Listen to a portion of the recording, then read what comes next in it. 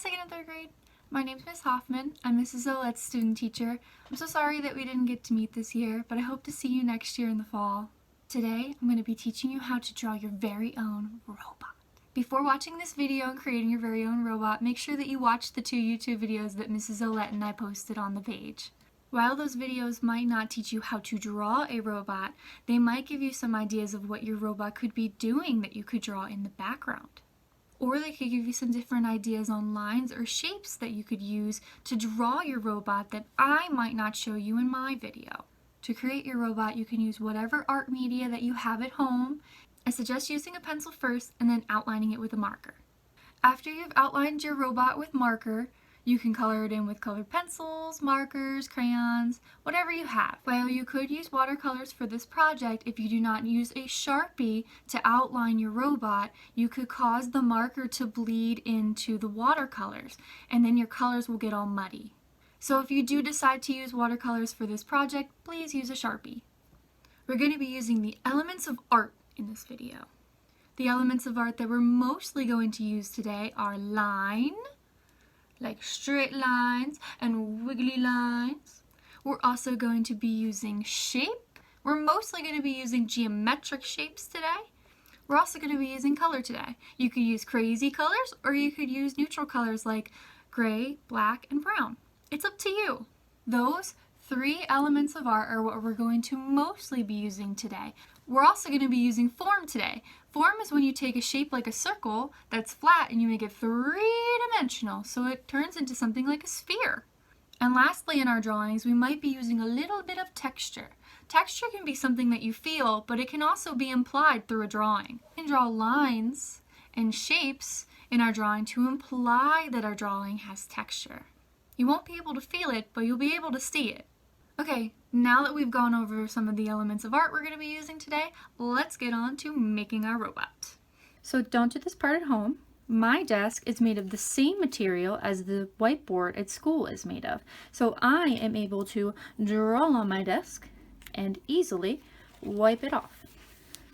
So I'm going to use it for demonstration purposes. So we're going to draw the head of our robot. I'm going to show you some ideas for a head on my whiteboard desk. So we're going to be using mostly geometric shapes for our robot. So what you could do for a head is you could draw a circle, you could do a square, you could make a triangle, a rectangle. These are just some of the ideas that I'm going to give you. But like I said before, you can use the 2 videos that we put on the art website for ideas, or you could look up some robots online. I know you'll come up with lots of different ideas of geometric shapes for your robot. Now that I've got some ideas for a head for my robot, I'm going to use my pencil and I'm going to draw the head. But before I can do that, I'm going to think about something called composition. So I need to think about the tippy top of my paper and the very bottom of my paper. When I decide to draw the head of my robot, if I draw it extremely small and in the corner up here, then my robot's going to be very tiny in comparison to my paper. I want to make sure my robot fits the whole paper because I want my robot to be very close to me. If I draw it really small, it's going to have the effect where the robot's too small. But if I draw the square too big, then it's going to be too close up on my robot. I want to show the entire body of my robot. I don't want to just show the face. And I really don't want my robot to be teeny tiny because I want to see their entire body. If I take my hand or my finger and I draw over my piece of paper to indicate where I'm going to put the head of the robot, it'll help me think about the composition of where my robot's going to be placed. I'm going to draw a half circle.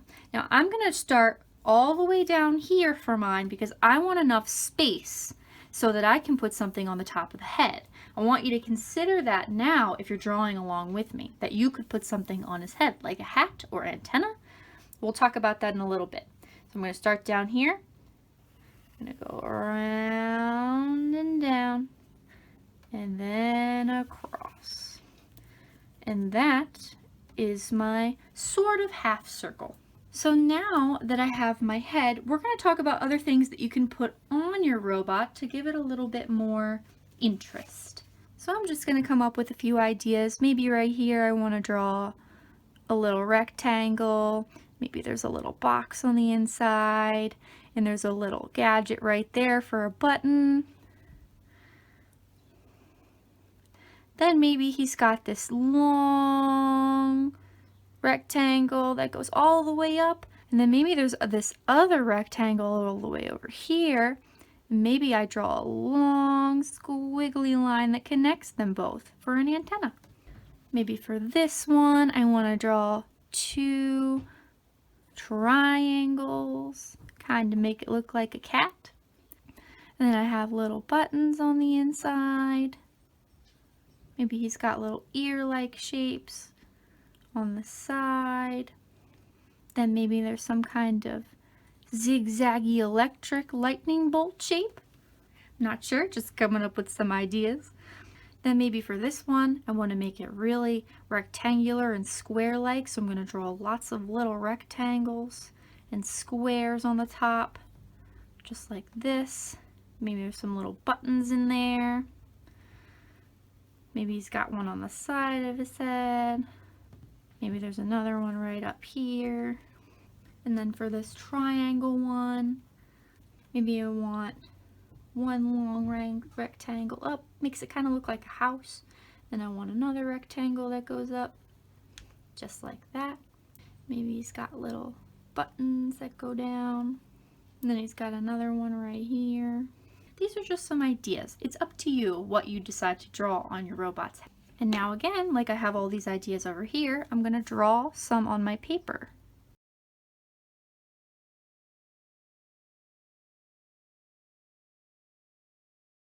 Now we need to think about expressions of our robots. So maybe for this robot, I want him to have two circular eyes, but he's really not in a good mood. He has absolutely had it. So I'm going to make him like this. Then maybe this robot over here is a cyclops, so they only have one eye. Maybe I want to give it some eyelashes. Maybe this robot's really happy, so I'll give it a nice smiley face with some lines in there for some texture. Then maybe for this robot, he's Mr. Cool, so we'll give him what looks kind of like sunglasses. And lastly, for this robot, maybe we'll just give him some rectangles for eyes. We don't really know what kind of emotion he has. While you're making your robot, remember to think about variety. You want your robot to look super interesting. So what can you add to your robot that might make it different? You can use some of the examples that I've done, but also remember to make up your own, because you want them to be unique and different. I've erased my other robots because we're going to move on to the body in a second, but before we move on to that, I want to finish my face.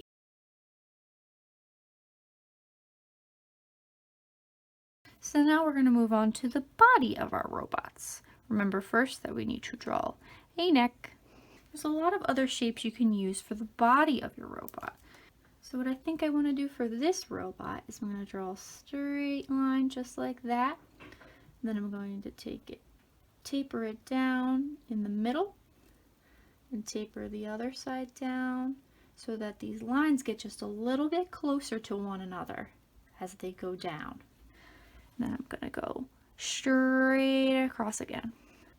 And then maybe for this one, I want his neck to be a little longer, like that. I'll draw some lines right here, indicate texture. And then maybe for his upper body, I want him to have a circle. And now, let's add some arms. So for this one, I think I'm gonna have some crazy arms. I'm gonna do some wiggles, like he's dancing. Then at the very end, I'm gonna make a C shape like this. Draw one little line, another little line, then another C on the inside, kind of for like a little claw. Then on the other side, I'm gonna do the same type of deal. Wiggly line. And another wiggly line. And then I'm gonna draw another C. Draw a line, another C. Like that. And then for texture, I'm gonna draw these little, almost C shapes. They're these little, almost C-like shapes.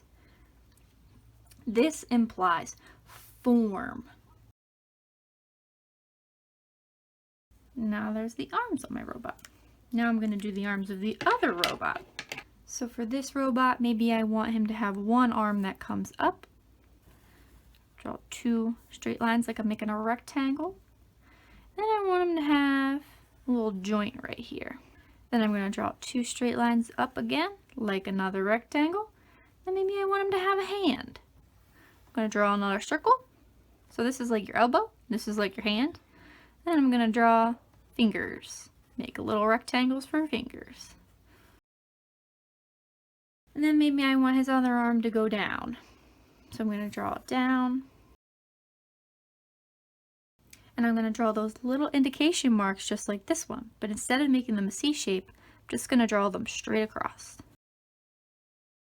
Then maybe for some more detail, I'm going to add circles right here and right here on the hand and the elbow kind of places. And another circle around it to look kind of like a bolt. To show almost how the robot might have been constructed. Like that.